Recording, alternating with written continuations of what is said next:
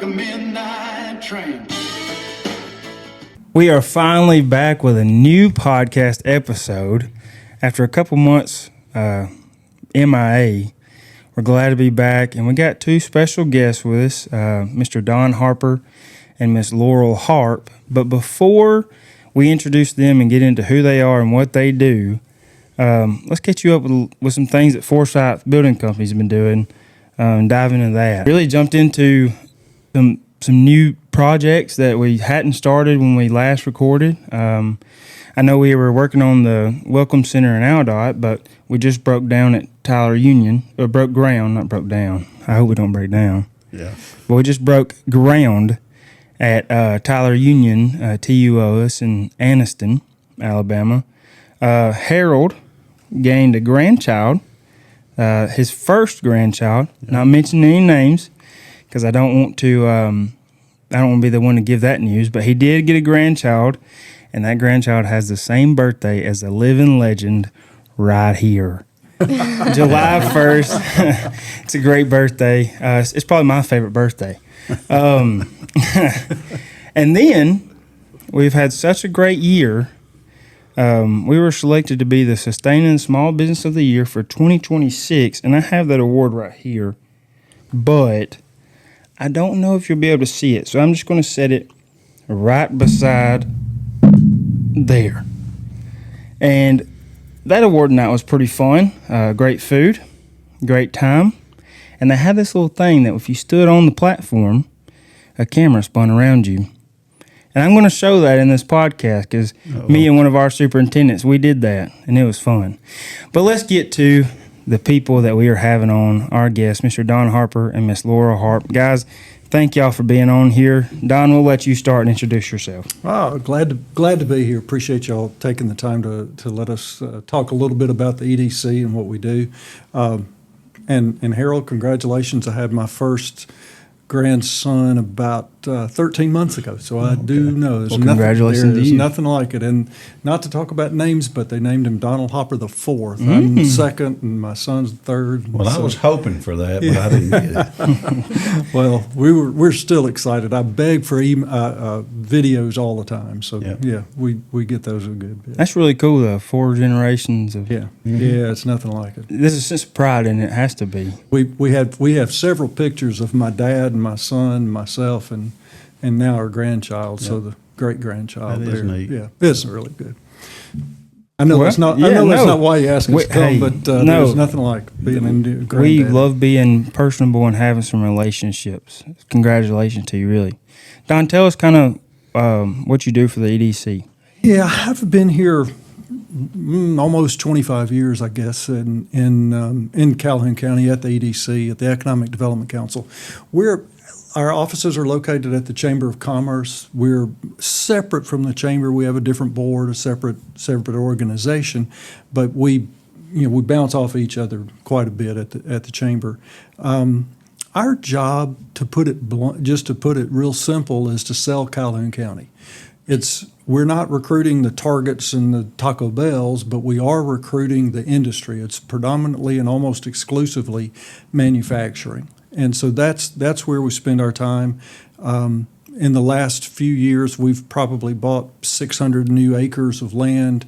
We've issued some contracts on new development and things like that, some new site prep and things that are going on. We've built spec buildings all over the county. I think Forsyth has built at least one, if not a couple, and fit out a couple of them. So it's that kind of work. Oh, heck yeah. And before we dive into, we're going to get to more of that, let's introduce our other guest, Miss Laurel Harp. She's with the Calhoun County EDC as well. Go ahead and tell us about yourself.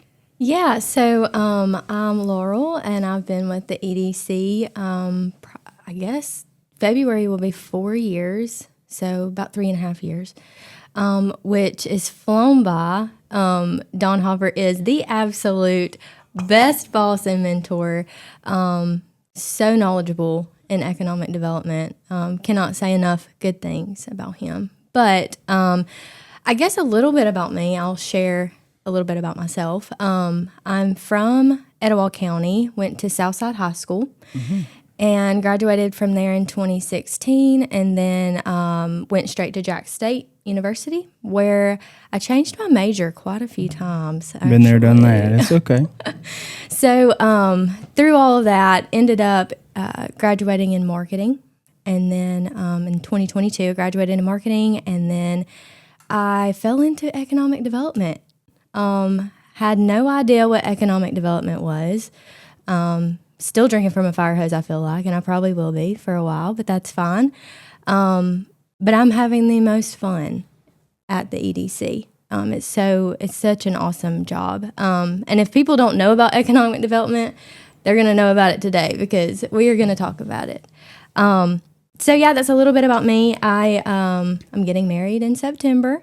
We're a blended family. We have 3 children, and we're just all over the place, busy all the time. I'm glad that you obviously have an appreciation for where you work and who you work for.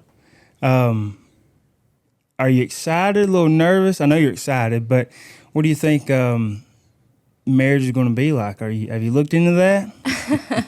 Yeah, no, it is. We've got, I think the calendar told me the other day, actually on Monday, it was 60 days. So Hot dog, yeah. I know our checklist, there's some things that are still not completed.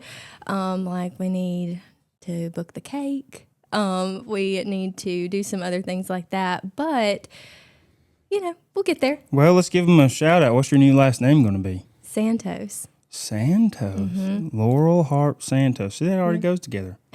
Harold's son, Brody, my best friend, he also works here. He's out in the field, though. He's getting married soon. Yeah, December. Yeah, in December. Oh. And so, now I know 2 people having weddings pretty soon. But yeah, we appreciate y'all being here, like I said. Everybody knows what the EDC is there. Everybody knows that each county usually has an EDC. Something like that. I didn't realize that Ranburne had one, with us being such a small town, but even Ranburne had one. So what is y'all's biggest focus and kind of what's your day-to-day look like? Well, probably our biggest focus has always been to make sure we have sort of, they call it product on the shelf. We want to make sure we've got sites. So we spend a lot of time on our sites. We have a site committee that meets monthly that goes over what work we're doing. We've issued probably $6.5 million worth of site work contracts in the last 2 months to develop sites so that when companies come, they've got a place to locate. They've got something to look at. That's why I mentioned spec buildings. That's why we spend a lot of time on that. We also do the marketing when it comes to working with, I said we sell Calhoun County. The state of Alabama has a Department of Commerce, and their job is sort of to sell Alabama. And if a company from Michigan decides they want to locate in the South, they don't necessarily call Calhoun County. They go to the state of Alabama, and the state knows what we have, and we try to make sure that they are aware of everything we have. So that's our day-to-day. Could be, Laurel said it's exciting or whatever.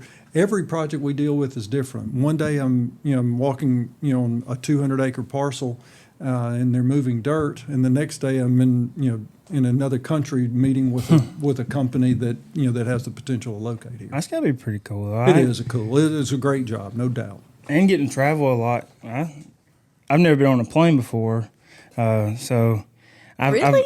No. Well, I've never really had like the need to be on a plane. Yeah. And my dad when he grew up and when we were growing up, he's always said you'll never catch him on a plane. And so we didn't really take vacations. I've been all up the East Coast to Washington, D.C., and you best believe we drove it every bit of it, all 20-something hours. You wouldn't go with my wife, 'cause she's going to fly. I was about to say. My brother Blake flew for the first time 2 years ago, and he was scared to death, but he went to Seattle for a wedding for the guy he played college baseball with, and he called me as soon as he landed, and he said, "Man, bro, this is the best thing. You have got to go fly." And so we almost went to Birmingham and flew to Atlanta just so I could say I flew. But I'm going to wait until it's an actual trip. But I am pretty nervous. I've had some dreams before where I was begging everybody to let me off the flight, just I've never done it. So that has to be a cool aspect that We do get to, we do have the opportunity. For example, Kronospan is an Austrian firm. We've been to Europe several times working with prospects that they might have brought to us and things like that. So we have that opportunity. Of course, the fact that Honda is located close to here, we've had the opportunity to go to Japan several times so that we can meet with either their suppliers or Honda itself. So that's awesome. Got to make sure you're on the left side of the road. I don't drive. That's the other thing. I've not driven outside the country. Well, so, it's nice to have a chauffeur. One thing I know some people don't realize, Don's talking about prepping the land, putting up spec buildings. Time is really important to anybody that's coming. And if you have a building, they can pour the slab, put the sprinkler in, put the lighting in, electrical in 3-4 months versus going to somebody else and saying, here's the land, you got to grade it, build a building. So the time, you can talk a little bit on that. Well, you're exactly right. We're working with a company right now that that we hope we anticipate that things will be announced at some point soon. But talking to their consultant, the first thing they wanted to do was have a site that was ready or that was really close to being ready, and that's true. Timing is everything.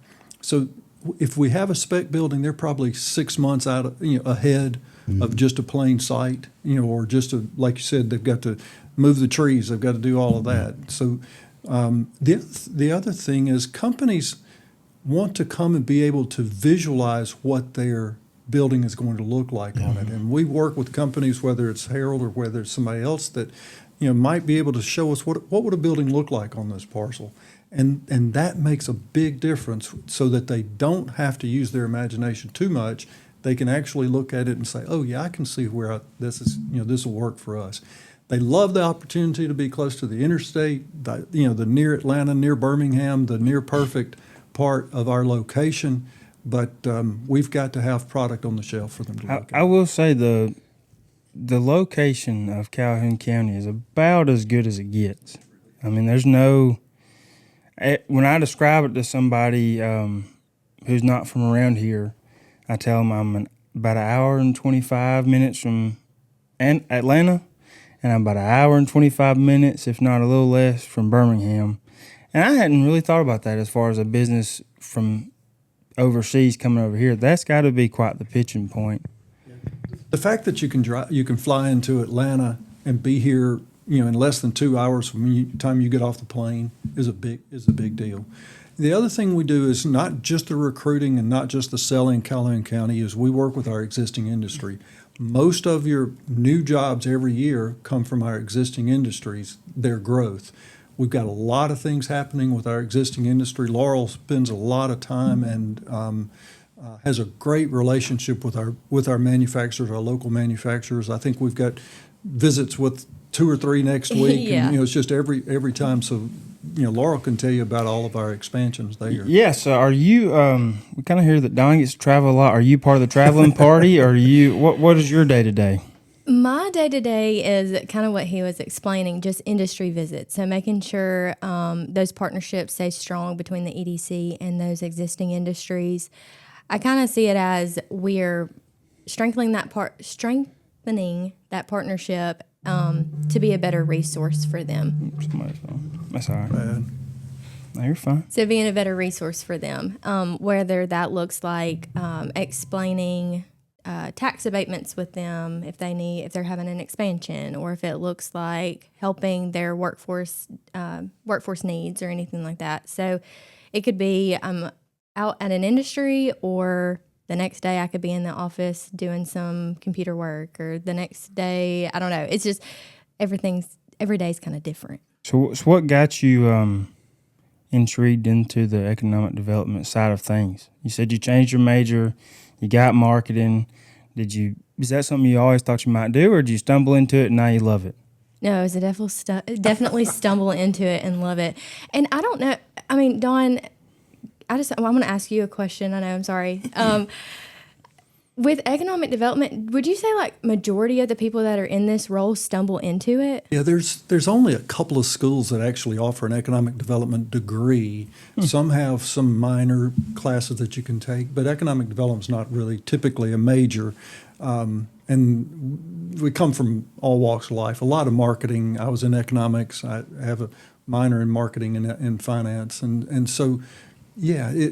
I think what happens is I started out with the Small Business Development Center, like they have up at Jack State, the SBDC, and sort of progressed into economic development. But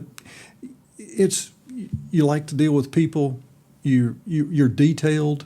You've got, and you have to have a big picture of things, and you've got to understand that you're going to strike out a whole lot more than you hit, because there's companies come and they may be looking at 100 different sites all over the South, and you're just one of them. And so what you've got to do is continue to get on base and keep making those hits. But boy, there's if we hit every one out of 10 maybe of our prospects, that's why keeping our existing industry happy and keeping them growing, or let us help them. That's why dealing with our existing industry is so important. Yeah. Well, sorry. No, you're fine. I would just say, yeah, that is why it's so important, because they're the ones that are bringing in those new jobs. And a big part of kind of like our role is maintaining those, making sure that we get those new jobs. And I have like some stats here from 2025, actually. That's awesome. I love somebody who's prepared to be on a podcast. That's so. I'm not kidding. That's awesome. I don't want to go into somewhere blind. Hey. I feel like I work better when I have a little bit of a structure. But so for 2025, we do some economic forum stuff with Jack State in the beginning of the year, and so the numbers that they're coming from that. But in 2025, we had over $290 million in investment in Calhoun County from industry. Majority of that was existing industry. There was, I think, one, was it Amazon? Amazon was the one that was a new, but we were 6th in the state for job creation and 7th in the state for new investments. And so that looks like close to 400 new jobs last year alone. That's awesome. And you got the CREATE program, Miss Lori Denton. I guess I figure y'all work hand in hand. I went to a public affairs meeting, and the EDC people and Miss Lori Denton were all there. So that is cool to bring in the jobs. You're trying to prospect it. Harold, you ask your boss a question, so I'm going to ask my boss a question. What is it from the general contractor side? What's the experience like dealing with economic development councils? Well, it's neat that Don them gets to go and travel and see all these different companies, like say even in different countries, or a lot of them in the United States. I'm sure want to move, but not knowing what it's going to become, or that's kind of exciting when you're building a building and hoping Don them can get attended in it before we get done. But now, sometimes that happens pretty quick, and other times, I don't know if I need to mention it, we had one set 15 years. But I guess that's the longest one, but that's rare. Most time you get them filled up a lot quicker. Location, like you said, is pretty important for them, but it's neat to I enjoy building anyway. So whatever we're doing, Harold is, when I first started working here, and I don't, let me preface this statement by saying I don't understand everything about the industry. I haven't even scratched the surface. But when I first started working here, I couldn't understand how somebody could get so excited and curious about a building that's not even there, and he's just imagining it. And he would take me to all these companies that would call him and say, hey, we want you to come look at this spot. We're thinking about building. We're thinking about renovating something. and he'd come in and say, "Hey, Brock, come on, you're gonna come with me." And I'd go, and he would just get. You could tell he genuinely cared, and I'm sitting there going, "How in the heck does he get this fired up about building a building?"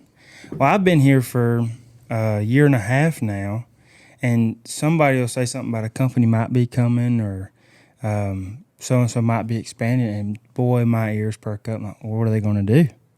Who's coming? Do you know? What are the details? How do I get in contact with them? And, like, it finally starts to click. Like, on y'all's side, it's the whole prospecting thing. It's trying to win them over there, like I said, keeping the shelves stocked. On our side, on my side especially, is trying to, well, who is it? Who's in charge of it? Who do I need to talk to try to get Who's in gonna with be that their company? contractor, right. Yeah, and have they selected a contractor yet? And sometimes I've even texted you that there was a project that had come up, and it was early in my career here, and I learned quickly. If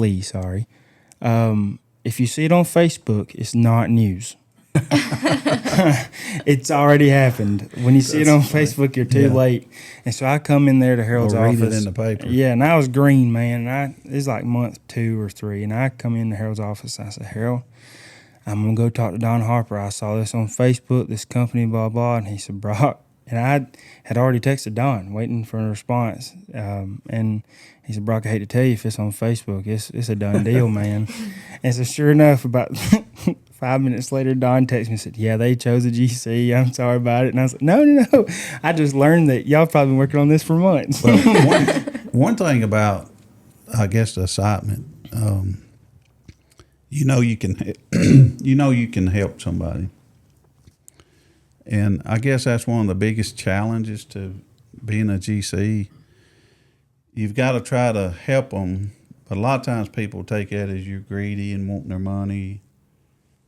You're just in it for you type. But that's not true. We're trying to genuinely get you through a project from A to Z, design, build, make sure we cover everything that you need and you want, make you think about that. Because believe it or not, a lot of companies get started, and as we're doing and start, sometimes even in construction, not even design, they're coming in and, "Hey, can we add this, or can we tear this out? We think we need a pit." And that's almost constantly going on. And if you sit down and try to make them think through all this process sometimes, or help them think through it, it makes them generate questions, and they run it up the flagpole.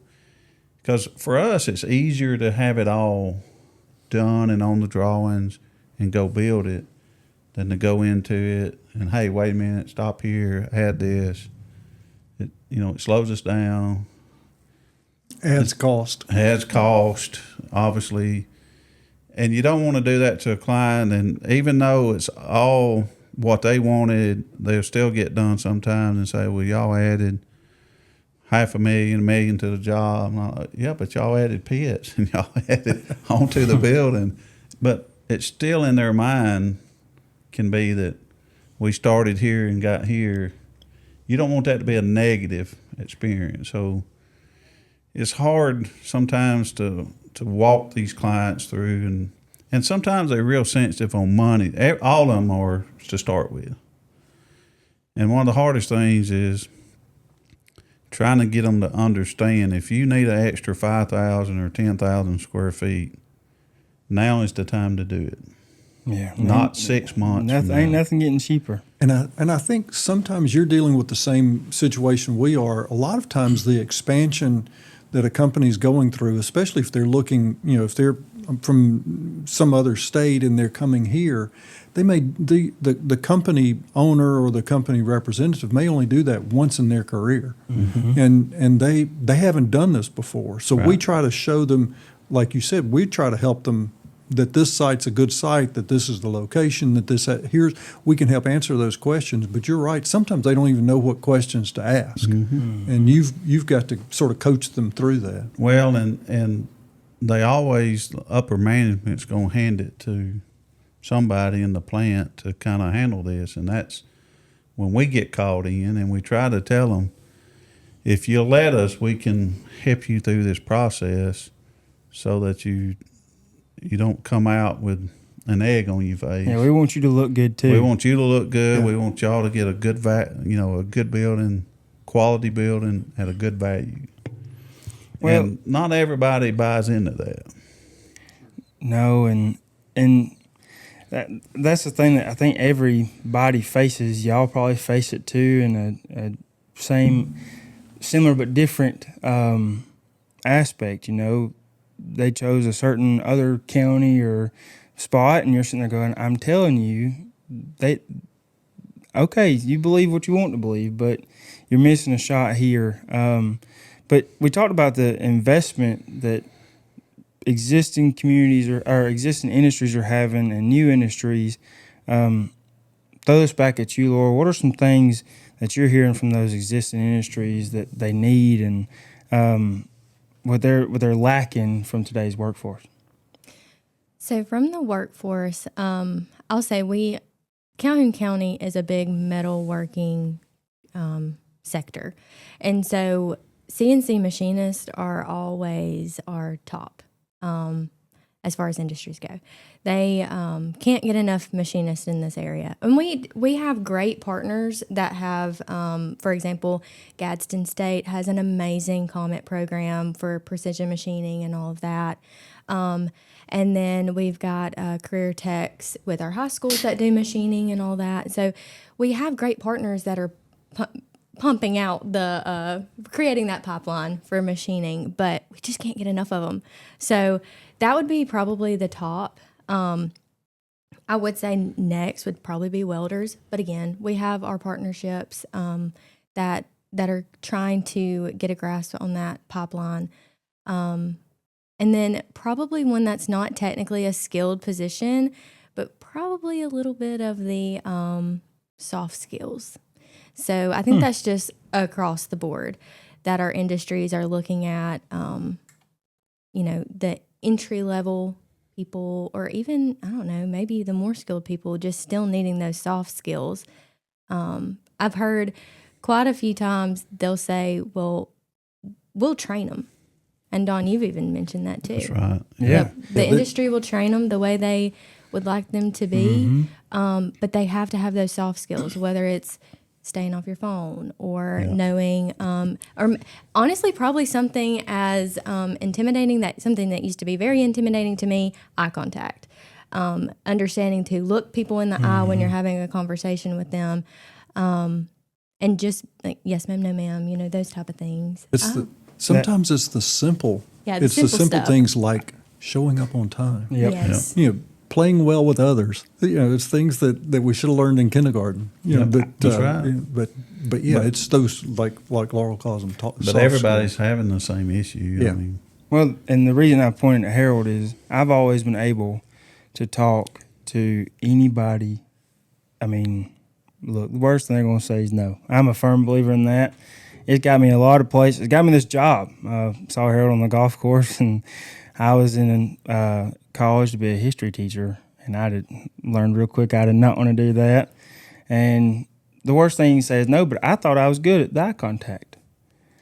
And until you have a conversation with Harold, and he'll be having eye contact with me, and I'll be going, yes, sir. And I get intimidated, and I have finally gotten to the point now where I can say, yeah, all right, we're going to have eye contact. And it's not like, oh my gosh, I'm freaking out. I just was never taught that, hey, keep eye contact. That's a sign of respect. That's a sign of being more business-minded, more professional. The soft skills of showing up on time and being on your phone, the worst thing that could happen to the kids coming out of high school now, because I graduated in 2019, so it wasn't too far away, but we're getting there. But you couldn't even have the shape of your phone in your pocket. You went to the office. Like, there was no phones. You left it in your locker. And now kids come out of high school and they just expect to be allowed to be on their phone no matter where they're at. Like, every high school allows it. I know Cleveland County's trying to fight it now, but when I got to college and, they said the professor doesn't care if you're on your phone because if you fail, it's on you. I didn't know what to do. Everybody else is on their phones. I'm sitting there going, man, this is paradise. But I got on my phone, got left behind. I was like, no, I need to put that thing up. Now, you've got kids who you tell them to get off their phone, and they genuinely get their feelings hurt because they've never been told that. They don't know those skills. And now it's a, well, so-and-so industry was nothing but trash, and you told them to get off their phone. Like, I can see where those soft skills are needed. As far as the industries and economic growth, though, how do you think Calhoun County is doing? How's our growth looking compared to other places? What do you see for the next couple of years? Give us a little health update. Yeah. Let me give you a couple of ideas, a couple of things that are going on. We know that the Anniston Army Depot has been awarded, or they're going to issue almost $1 billion in construction. I think they're going to sign those contracts this year, and so that over the next several years will be a big boon to the community. Whether they may be some of the nationally large GCs that get those, but there's going to be a lot of work for our contractors, for all of the building trades here. I was talking to one of the gentlemen from the Army Material Command. He said there's not going to be a hotel room when they start building. So, when you pump $1 billion of new construction in the community, that definitely is going to. Yeah. We're going to see a lot of help there. We are working with other defense contractors that have some contracts that may be growing, and so there's real potential. There's potential there. Our new projects have been a little slower this year, probably. I think there's a lot of people sitting on the sidelines waiting, just to see how things go. We are in a war right now and things like that. So, that sort of stuff is maybe, people are just, standing on the sidelines. Although we've got a couple of projects that are literally within, months of, they've already made their decision, but they're in months of announcing that they're coming here. So there's going to be some good growth here, from our, and like I said, all of that's for manufacturing. So that definitely plays a role in all the other parts of the economy. It helps build those rooftops and pocketbooks that our retailers need to have. What's that process like when somebody is trying to come here? How does the EDC decide, yes, we want to usher you in, or no, you really don't have what we're looking for? Well, I'll tell you what, every project is different. It's like we were taught that every snowflake is different. Well, every project seems to be different, and I think that's what makes it an exciting job. But we usually start with some sort of request for information, an RFI that comes through the state of Alabama, and when we get those, it may be a 10-page deal, or it may be 30 pages that we're filling out, that we're replying. They want to ask all the specifics. And at some point in that, they're going to give you a description of what they do. If it's something that that fits Calhoun County, we definitely are going to fight to win that project. Yeah. And so we spend an awful lot of time. One of the projects we're working with right now, our first contact with them was like last October, and we're still working with them, almost daily. We met with one of their construction folks yesterday, or their management folks yesterday, out on the site. And so there's a lot of things that are, that go into that, a lot of details, and it's extremely detailed. And we've got Lucas Gockel in our office does our data, he answers all of those RFIs, the requests for information. So and he is detailed, so that helps. But it's a process of each one. What I don't know if I asked it earlier, and if I did, we'll just edit this out. But what are y'all's official titles for the EDC? If y'all do have official titles, luckily, the department that I'm over at Forsyth Building Company did not exist when Harold hired me. And me and his daughter Blair, she's hilarious. So he said, I think we got to give you business cards, and it's got to say something on there. And I knew I was going to do public relations, business development type stuff. And so I took some to his office, president of business development, and he didn't like that, and business development executive director, and he didn't like that. And leader of public relations. You know, none of those stuck to the wall. We ended up just settling on business development. But do y'all have official titles? And if so, what would those be? So mine is business development coordinator. But That's what you should have. I should. Next time we get more business cards, I'm throwing coordinator in there. But so that really just looks like business retention and expansion stuff, BR&E, workforce.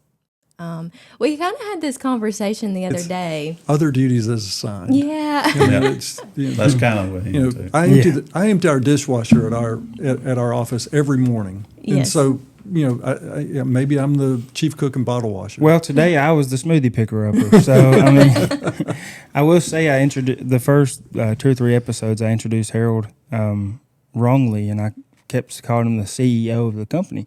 And, I mean, he's the highest up, but there's no other, like, there's no COO. He's the president of the company, owns the company. And he said, you can just you can say owner. And I was like, oh, yeah.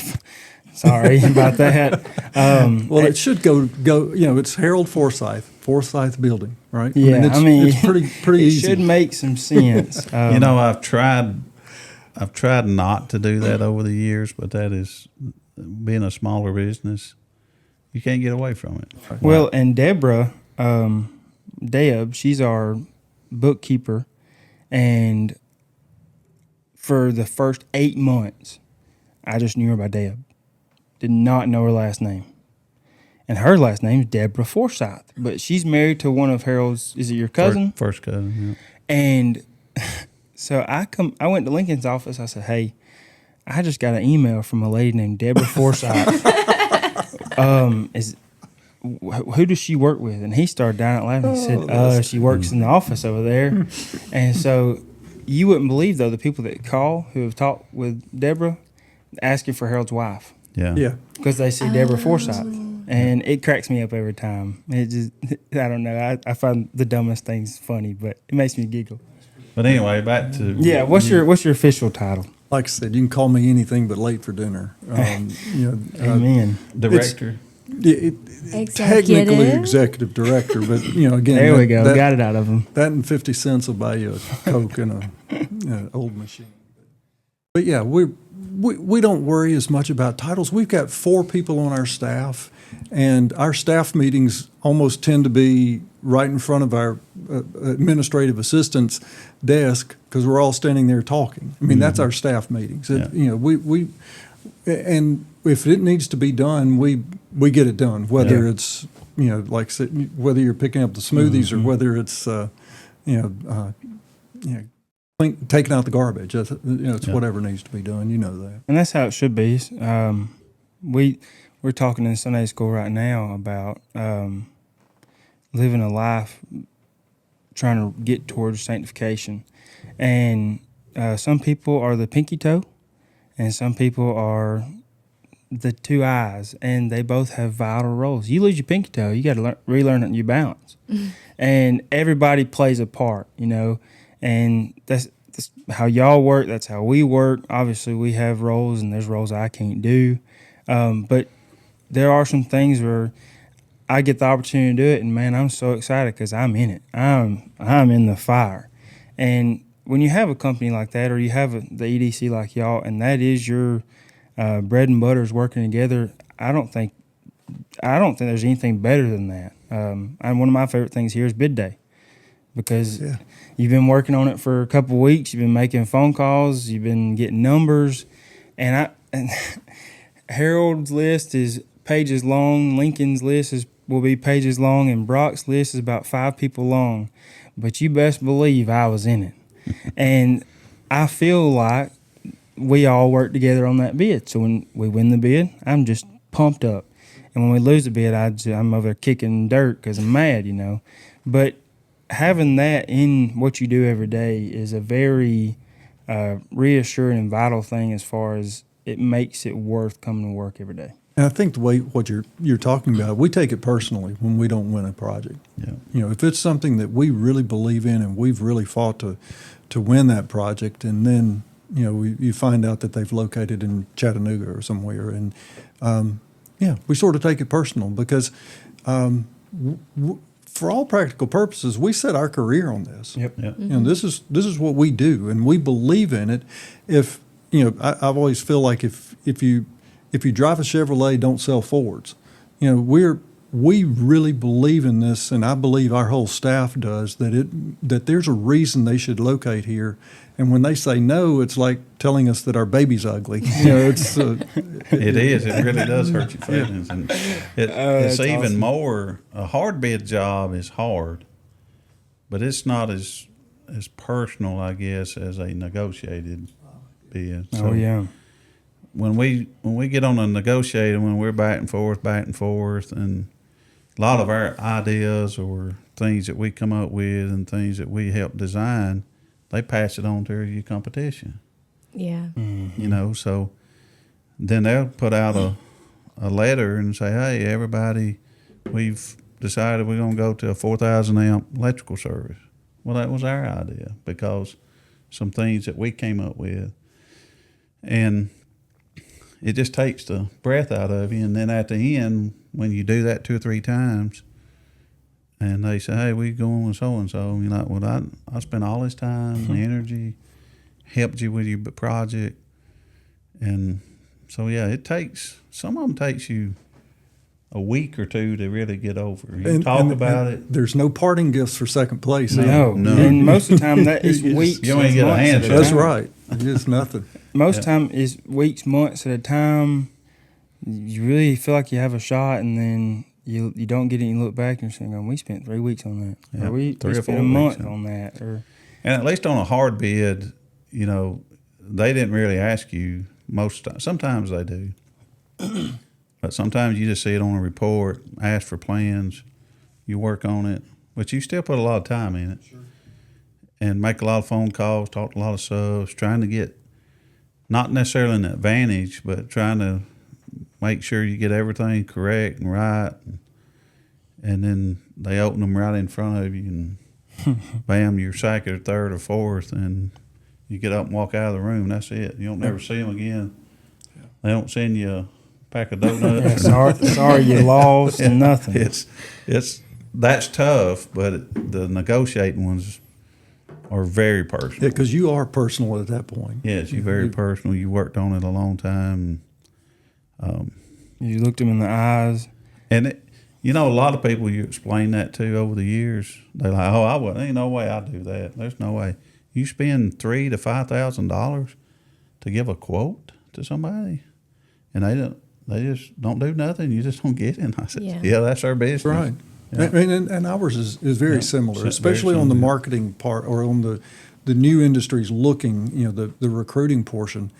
We may spend months and then find out that sometimes we don't even get told where they're going or that they haven't, that they've made a decision. Sometimes we just don't know. We don't either. And we'd love to sit down and have an after action report. Why did we this? And that is so rare. We've actually, I said something about traveling earlier, and I don't do it much. But the opportunities we do have is to listen to tell us what you need. We can tell them how great and wonderful Calhoun County is. But and that's what we do with our existing industry. We want to listen. God gave us 2 ears and 1 mouth. Let's listen to what their needs are, and if we feel like we fill them, then we're going to do everything we can to win that project. Well, and one of the things I had to learn the quickest here, and just as an adult in general, it's like car shopping. You go out to a car dealership and a salesman comes out there, and if you act way too excited, that salesman's about to get every penny that he can out of you. But if you'll just be quiet and let things work out and hear their side and you give their side, I struggle with trying to oversell it too quick. And I'll say, well, what do you need? And they'll start, and I say, well, we got that. And just hush and let them talk. Like, let them figure it out on their own without figuring it out on their own. Let you guide them. And I still haven't learned that greatly, but we're getting there, Well, I've had a lot of people tell me for years I'm probably the worst salesman they've ever been around, because I guess I am. I don't push on anybody. I know what we can do. I know how we can help you. I know sometimes, like you said, by the project and the location and some other things of the job, I think we're the best fit. I think we could really be the best contractor for you. And yet they go choose some route that I think is wrong, and you have to just let it go. And so I don't push it. I don't call. We don't make phone calls. We don't try to, I know companies that, they'd call somebody's uncle, kinfolks, grandma, if they teach school or whatever. I mean, they go all different routes to get their foot in the door and take them on hunts. They do all kinds of stuff. I mean, I've heard this firsthand, but we don't do any of that. We meet with them. We talk with them. We hardly ever even buy anybody a lunch. Not that we don't want to.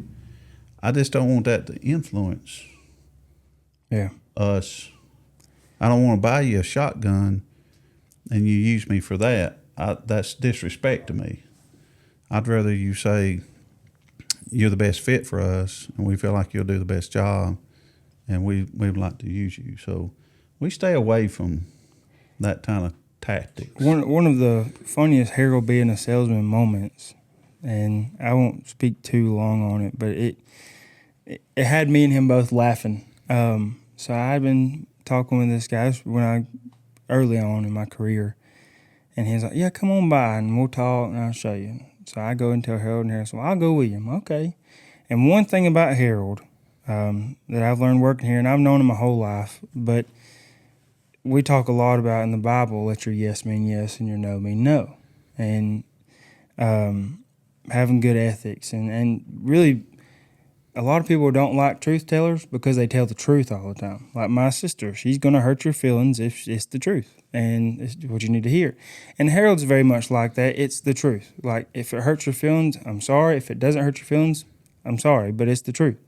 And so we went and walked around this place, and I was trying to be quiet, but I was throwing in a few, this is awesomes, and man, this would be so nice, and yeah, we can do it for you. And Harold just like blatantly laid it out for him as honest as can be. And I was like, well, dadgum.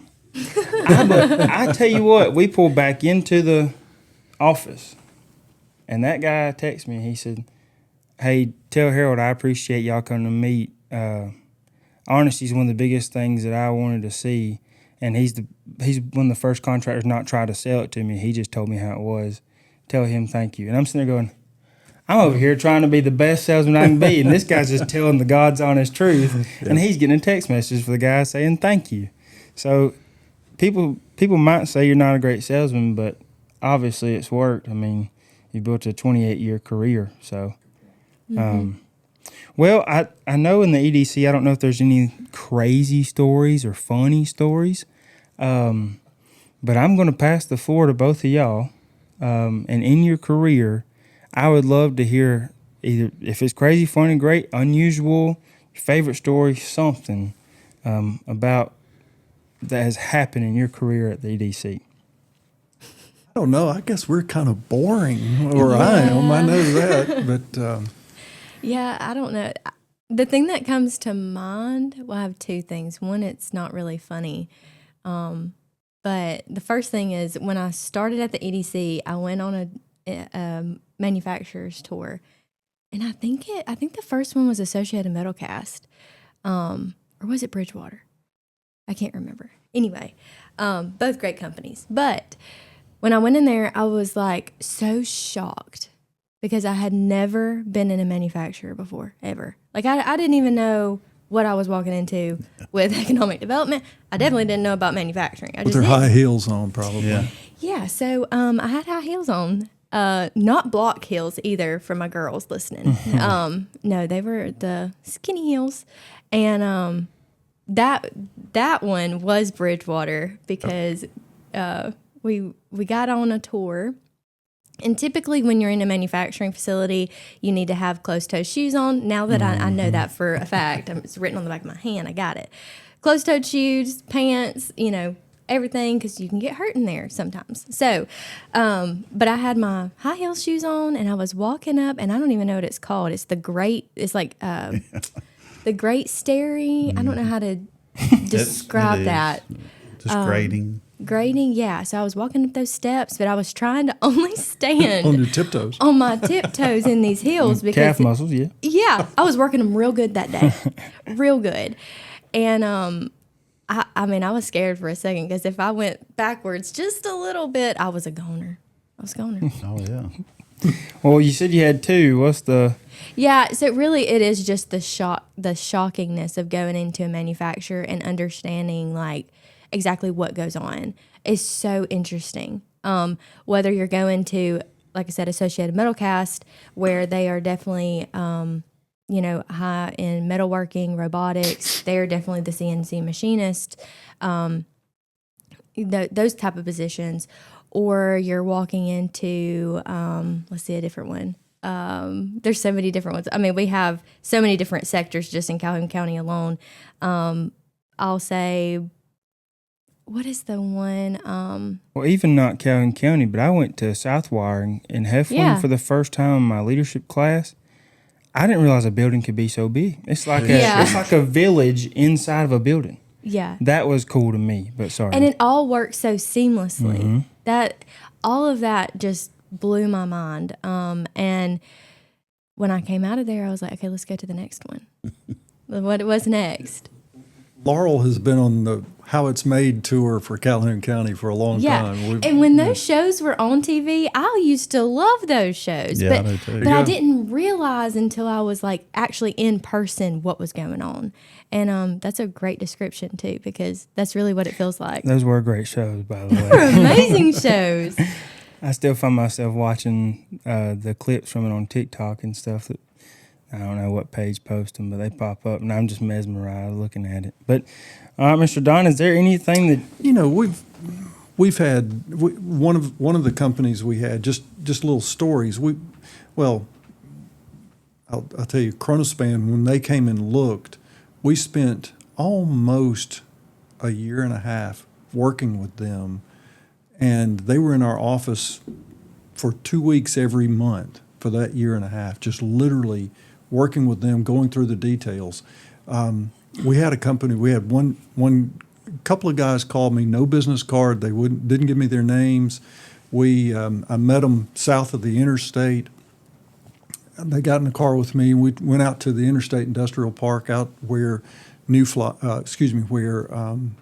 Tapecraft is, and showed them the site. And I said, well, now our image for this is, and one of the guys said, sometimes those can be hallucinations. I was like, oh, well, I don't think you want to look at this site. So we showed them another site that we had just bought, and literally the guy we just bought it from was out bush hogging the property. And the guys pulled up behind me, and the guy on the tractor was coming over there to us, and the guy said, we'll see you later. Go talk to the farmer, and we'll see you at some point.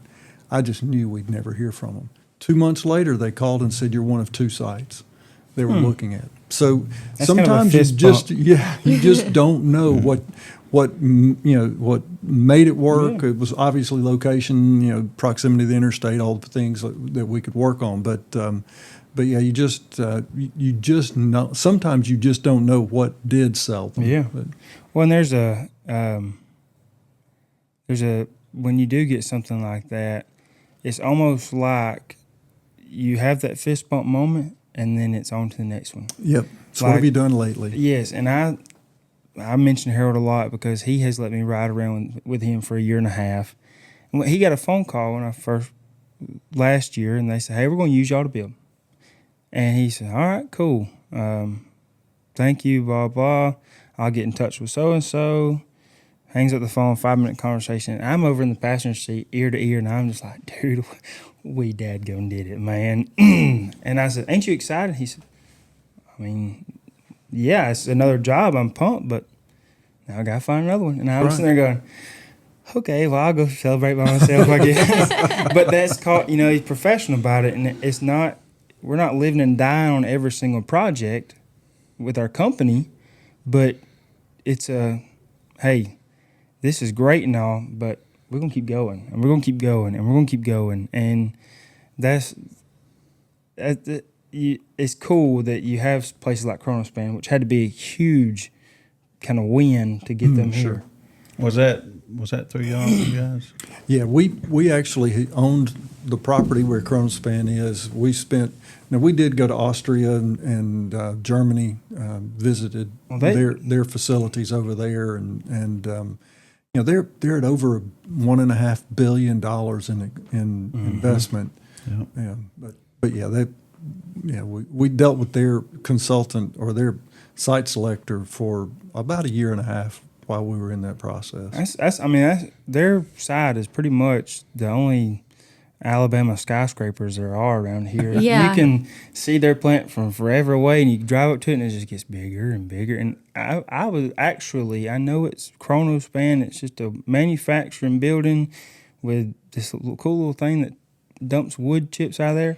But I was amazed when I first saw it from the outside. I've never been in there, but it's huge. You should go in. It's even better on the inside. That is sort of the way we look at it. It's sure it's a big investment, billion plus dollars and all of that. And we talk about our unemployment rate, and we talk about numbers, and we talk about those 600 or so people that work at Chronospan. But individually, those are families. Mm-hmm. And something that we did, whether it's working with them or Bridgewater or New Flyer or whomever, somebody's able to have a better Christmas for their kids because of some efforts that we put forth. And I think that's, it's one job at a time when we work with our companies. And whether it's a company that we might be working with that's going to hire 7 new people or 70 new people, each one of those jobs is important. Yeah. It's a sense of pride in those companies, too, knowing that you help guide them here. Well, we're coming up on the hour.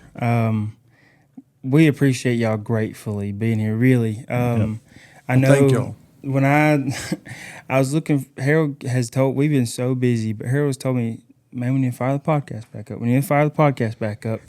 And you think getting people on a podcast would be so much easier until you look for somebody to get on your podcast. Well, if we wasn't so picky about who we're going to be on. Yeah. Oh, yeah, real picky. You could do gosh, I'm not so sure. Well, I don't mean it bad. It's not necessarily as picky, but it's under the hard hat. So it's kind of something along the lines of construction, development, something along that line. So good point. We've had, there's a lot of people that you could get to talk, but golf and other stuff. But we want to keep it. We want to keep it under the name, borderline relevant to the name. Relevant. So that's why I'm saying a little picky about. He's obviously he plays golf and other things. He's run a lot of names by us. And all like that. I know. I'm a very I consider myself, when I get excited, like the kind of the mindset of, when you walk in and you got a new puppy and it's just so excited to see you. When I'm having a good day, that's how I am. Or when I have a good idea, man, that's exactly how ain't nothing going to break my stride. And so I come into Harold's office and I'm thinking, oh, he's going to love this person, and I can get him on here. And I'll say it, and he's like, I'll think about it. He'll come up by, he's like, I just don't think it's the best fit. And I'm like, yeah, it's not. I was thinking the same thing. Like, what was I thinking? Yeah. Oh my God. It was stupid I was anyways. just joking. Yeah. Well, one of the biggest things that I think he's learned here is, we talked about it today, is perspective. Yep. Perspective. You've got to always look at the perspective from somebody else's view, somebody else's viewpoint, because people talk in their circle, in their mind, in their knowledge, and it don't always line up with you. And sometimes that's where you can have the differences.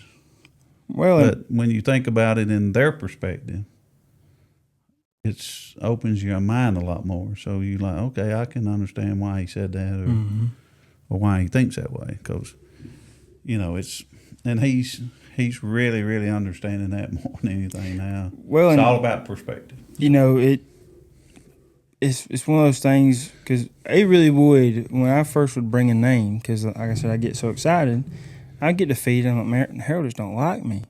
But then he put it this way, and he put it when y'all came, which is awesome. I was talking about how excited I was, and we're talking about something relevant to the name. And so I stumbled upon Laurel's LinkedIn. I'm a big LinkedIn guy, trying to build that profile. Me too. See, I love LinkedIn. And nobody else is. Like, I will send, this is coming at you, Miss Lori Denton, because I sent, when we tried to get her on, I sent her a LinkedIn message, and I waited for months. And I thought everybody paid attention to their LinkedIn. And so I told her, I was like, what the heck? She's like, oh, Brock, I look at that maybe once a month. And so I saw Laurel's, and I was like, before I go the stalker route of sending messages on Facebook or something or showing up there, I'm just going to send her a message on LinkedIn. And I'll be danged if she didn't see it. She tells me all the things she sees on LinkedIn. I love LinkedIn. I've got 1,000 whatever friends. I don't know what they're called on LinkedIn, but I don't read Followers, I don't read my message. I don't read Yeah, those when I open messages mine, either. it's got 50, 60 notifications or something. I'm like, oh. Not me. I hey, play that little wait a zip minute. game every day, too. Yeah, me I'll too. say though, LinkedIn is so beneficial. Like, has been so beneficial for me because we've had for example, an existing industry has been looking for someone to fill a role, and whether it be someone who's been displaced or someone who is just trying to do a different route in life. If I'm friends with them and I see that, I'm like, oh, you're perfect for this. And so it's been a really neat tool to use to help existing industry with the workforce and stuff. Because, I mean, I'm sure they go through thousands and thousands and thousands of applications a day, sure. Yeah. But, like, if we have that partnership, we have that relationship, and I'm like, oh, this is a good person. I actually got a message today saying, hey, thanks for sending my resume. I have an interview on Monday. Yep. And that's someone who was actually displaced. Well, so. I was very pleased that you're active on LinkedIn too. And one last time, I know I've said it twice already. Really, thank y'all for being on here. Appreciate that. And shameless plug as we end it. If you're a company owner or you know a company wanting to build commercially, industrially, we at Forsyth Building Company would love to talk to you. We really do want what's best for you. And if you want to go through the EDC with Calhoun County, they got some really cool people up there too. So